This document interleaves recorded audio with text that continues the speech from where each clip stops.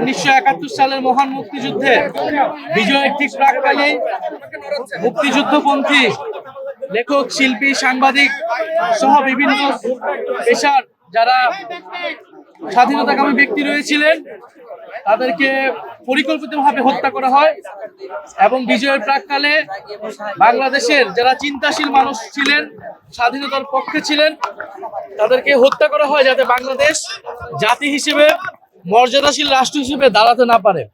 54 বছরে আমাদেরকে মুক্তিযুদ্ধের আকাঙ্ক্ষাকে বাস্তবায়ন করার জন্য লড়াই সংগ্রাম করে যেতে হয়েছে এবং 24-এর বিপ্লবের মধ্য দিয়ে আমাদেরকে সেই লড়াই এবং সেই আত্মত্যাগ আবারও করতে হয়েছে। বাংলাদেশের প্রতিটি লড়াই বুদ্ধিজীবীদের একটি যেমন সবসময় পক্ষে ছিল, আমার অপর শ্রেণীর বিপক্ষে ছিল। আমরা দেখেছি এই আওয়ামী লীগের সময়ও আওয়ামীপন্থী কিছু বুদ্ধিজীবী, সুশীল কিছু বুদ্ধিজীবী তারা বিভিন্ন নামে তারা আওয়ামী লীগের মতাদর্শ উৎপাদন করে গিয়েছে এবং ফ্যাসিবাদের পক্ষে সম্মতি তৈরি করেছে। এবং আমরা এই সময়ও সেটা দেখতে পাচ্ছি 5ই আগস্টের পরেও বুদ্ধিজীবীর নাম করে 5ই আগস্টের বিরুদ্ধে, জুলাইয়ের বিপক্ষে এবং গণহত্যার পক্ষে সম্মতি তৈরি করে যাচ্ছে। মোনালিসা হেভি ফ্লো 15 পিস প্যাকেটের সাথে 8 পিসের একটি প্যাকেট একদম ফ্রি।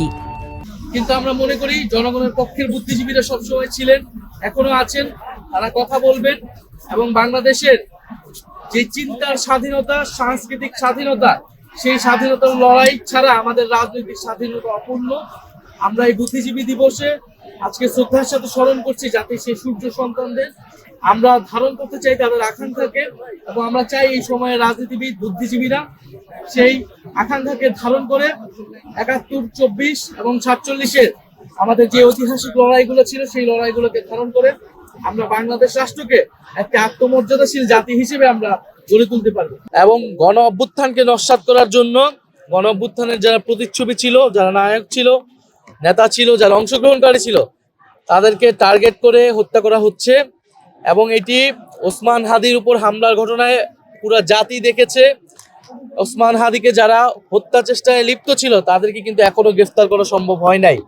আমরা বলতে চাই অতি দ্রুত সময় তাদেরকে গ্রেফতার করে বিচারের আওতায় আনতে হবে এবং এই পুরো পরিকল্পনার সাথে, এই আয়োজনের সাথে যারা জড়িত, প্রশাসন থেকে শুরু করে যারা সরকারের ভিতরে বাহিরে যারা নীল নকশা করছে, তাদেরকে চিহ্নিত করে গ্রেফতারের আওতায় আনতে হবে এবং আমাদের ফ্যাসিবাদ বিরোধী জাতীয় ঐক্য বজায় রাখতে হবে। আমরা দেখছি এই ঘটনাকে কেন্দ্র করে রাজনৈতিক দলগুলো একে অপরকে দোষারোপ করছে। আমরা মনে করি এই সময় আমাদেরকে এই জায়গা থেকে সরে এসে একটা ন্যূনতম একটা জাতীয় ঐক্য আমাদের মধ্যে রাখতে হবে। আমাদের মধ্যে বিভক্তি থাকলে ফ্যাসিস্ট শক্তি সেটা থেকে সবচেয়ে বেশি সুবিধাপ্রাপ্ত হবে। ফলে আমরা চাই যে নির্বাচনের সুষ্ঠু পরিবেশ বজায় রেখে আমরা এই যে গণতন্ত্রের যাত্রা, সেই যাত্রাকে অব্যাহত রাখতে চাই।